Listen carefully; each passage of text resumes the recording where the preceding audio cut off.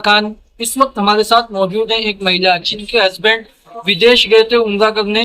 बता दें उम्रा करने जाते हैं लेकिन ऐसी इनको खबर मिलती है कि उनकी डेथ हो गई और जिस टूर एंड ट्रेवल से जाते हैं उसका नाम जमजम बताया जा रहा है, जमजम टूर्स एंड ट्रेवल। उसका ये कहना है कि डेथ हो गई है लेकिन कोई भी जानकारी इन्हें नहीं दी गई है कि किस तरीके से डेथ हुई और इसका कारण क्या है, ऐसा कुछ बताया नहीं गया है। हम आपको ये महिला से जानने की कोशिश करेंगे क्या पूरा मामला है, कि आपके हस्बैंड का क्या नाम है और कहाँ रहते हैं। जी मैं कल्याण में रहती हूँ। मेरा नाम मुस्कान अब्दुल्ला शेख है और मेरे शौहर ये अब्दुल्ला बाबा घर के कल्याण में मशहूर है। मेरे शौहर 27 दिसंबर 2024 को उम्रा के लिए रवाना होते हैं, जिसमें उनके साथ में ये रूममेट और इनके साथ में ये साथी रहते हैं तीनों जन। तो एक उनका जो साथ में है वो आदमी और उनके दोनों बेटे हैं। उम्रा के बाद में सडनली हमारे को 12 जनवरी को न्यूज आता है कि आपका हस्बैंड का डेथ हो गया है। डेथ का रीजन नहीं बताया जाता है, डेथ की वजह नहीं बताई जाती है, कुछ भी हमें नहीं बताया जाता है। सिर्फ ये यूट्यूब पे डाल दिया जाता है कि ये देख सकते हैं आप कि इसमें न्यूज भी बन चुकी है, पर इस न्यूज में भी कोई डेथ रीजन नहीं बताया गया है कि उनका रीजन क्या है डेथ होने का। अब डेथ भी हो गए 12 जनवरी को, कोई मेडिकल पेपर भी नहीं शो हुआ, रीजन ऑफ द डेथ भी नहीं शो हुआ और सडनली 13 जनवरी को वहाँ पे ही उन लोग अपनी तरीके से दफना देते। ना तो सुबह उनका कोई भी पेपर, वीजा, पासपोर्ट, उनका डेथ सर्टिफिकेट, उनका लास्ट लगेज, सब सामान कुछ भी मुझे नहीं दिया जाता है। जमजम टूर में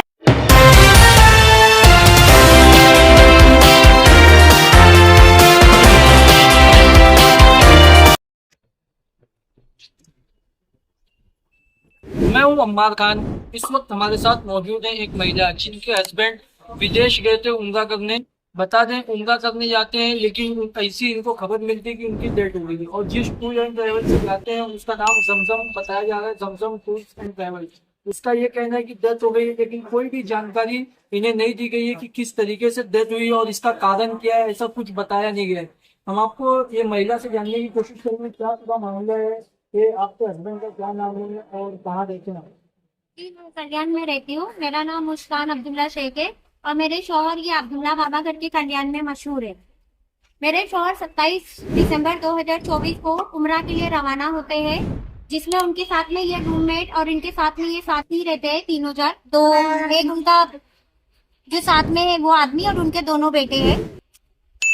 उम्रा के बाद में सडनली हमारे को 12 जनवरी को न्यूज आता है कि आपका हस्बैंड का डेथ हो गया है। डेथ का रीजन नहीं बताया जाता है, डेथ की वजह नहीं बताई जाती है, कुछ भी हमें नहीं बताया जाता है।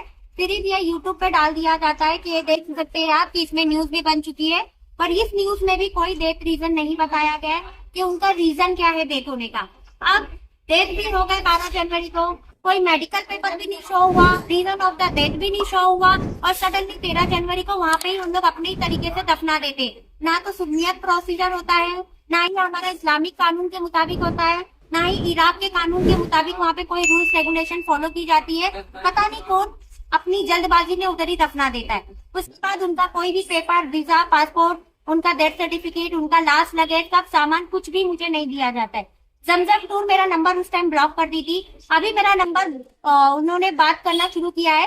तो एक हफ्ता पहले मुझे बोलते हैं कि आप जो है शफीक से बात करो क्योंकि शफीक के पास तमाम पेपर है, पर शफीक नाम का आदमी मेरा नंबर ब्लॉक करके रखा है, ना मुझसे बात कर रहा है। और जनवरी से लेके अब जून चालू हो गया, अभी तक वो बंदा मेरे सामने नहीं आ रहा है, ना ही डेथ ऑफ का रीजन बता रहा है। सडन हस्बैंड का डेथ होना, फिर मेरे घर में अटैक होना, ये मुझे कुछ समझ में नहीं आता है। अटैक कौन कैसे? अटैक मेरे ससुराल में शफा शेख, उसकी औरत सिराज, नौकर योगेशा और लतीफ शेख, शकीला शेख और फैसल शेख, यास्मीन शेख और अब्दाद शेख, उनका नौकर अकील शेख, बहुत सारे लोग हैं जो हमारे घर पे डायरेक्टली सडनली हमला भी करते हैं और हमें जान से मारने का पूरा प्रयास करते। मुझे समझ में नहीं आ रहा इतने लोग हमारे जान के दुश्मन क्यों बने हुए। एकदम मतलब जैसे कि अगर सोचा जाए तो मेरे हस्बैंड के जाने का इंतजार किया जा रहा था और हमें मारने का प्लान चल रहा था।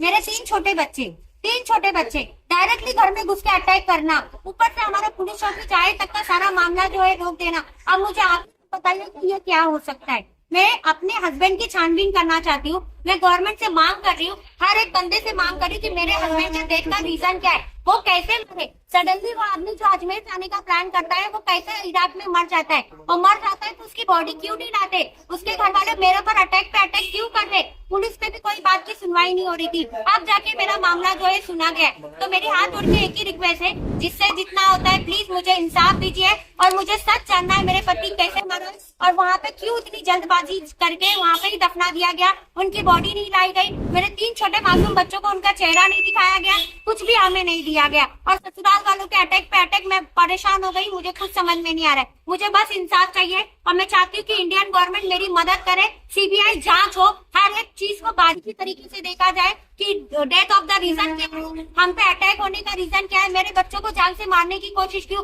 मेरे घर में घुस के अटैक करने का रीजन क्या, सारी चीज इंडियन सीबीआई जांच की जाए। बस मेरी आप लोगों से यही मांगे। जनवरी से कोई मीडिया मेरी मदद नहीं कर रहा है, कोई मेरी पुलिस वाले बात नहीं सुन रहे, लेकिन मुझे अफजल न्यूज ने हिम्मत कहा कि आप इधर आइए, हम आपकी जरूर बात जहाँ तक पहुँचानी है, जहाँ तक हम चाहेंगे कि हमारे से आपकी मदद हो, हम कोई कॉस्ट नहीं लेंगे, आपसे कोई पैसा नहीं लेंगे, हम सबकी मदद करना चाहते हैं। आपने वहाँ की एम्बेसी से संपर्क किया था? एम्बेसी से संपर्क किया है, लेकिन एम्बेसी का कहना है कि आप डायरेक्टली जमजम टूर से बात करो, बिकॉज ऑफ जमजम टूर के पास ही सारी डिटेल्स होगी, जो टूर जाती है ना वही जिम्मेदारी लेती है, एम्बेसी जिम्मेदारी नहीं लेती है। पुलिस वाले लोग का इस मामले में क्या कहना है जब आप पुलिस स्टेशन गए? पुलिस वाले बोलते हैं कि आप इराक जाओ, मैं अब इराक में भी जाऊँ ना, मेरे पास पासपोर्ट है, पूछे मैं इराक कैसे जाऊँ। एमएफसी पुलिस, कल्याण महात्मा फुले पुलिस और कल्याण बाजारपेट पुलिस मुझे डायरेक्टली मुंह पे बोलती है कि आप इराक जाओ, आपको छानबीन करनी है, आप इराक जाओ। पुलिस स्टेशन सिर्फ आपका ही काम लेके बैठा है, मुझे ऐसे बदतमीजी की जाती है, वहाँ पे कोई मेरी बात नहीं सुनी जा रही है। अभी आपको ऐसा लगता है कि आपके पति की डेथ हुई है या फिर वो जिंदा रखे, आपको लगता है? मुझे कुछ भी श्योरिटी ले पा रही। अगर देखिए एक बार क्या हुआ था ना, एमएफसी ऑफिसर थे, उन्होंने क्या बोला कि आपको लगता है कि वो अगवा हुए, मैंने बोला सर मैं श्योर नहीं, मैं किसी भी मामले में श्योर नहीं, मुझे सिर्फ डेथ ऑफ द रीजन जानना है। क्यों? क्योंकि जब वहाँ पे कोई इंसान डेथ हुआ है ना तो मेडिकल पेपर बना होगा, बस मुझे मेडिकल पेपर दिखाइए ताकि मैं गवर्नमेंट के पास जाऊँ और जो भी उसका हल निकलता है वो निकल जाए बस। कहीं ना कहीं आपसे सुना कि अब्दुल्ला की मौत का जिम्मेदार कौन है, अब्दुल्ला जिंदा है कि नहीं, ऐसे तमाम सवाल खड़े होते हुए नजर आ रहे हैं। ये अब्दुल्ला शेख और अब्दुल्ला बाबा जो कि कल्याण में काफी मशहूर है, इनको इंसाफ, इनकी पत्नी को इंसाफ मिलता है कि नहीं मिलता है, ये देखने वाला विषय होगा। ऐसे और अपडेट से जुड़े रहने के लिए सब्सक्राइब करें मुंबई ब्रेकिंग न्यूज।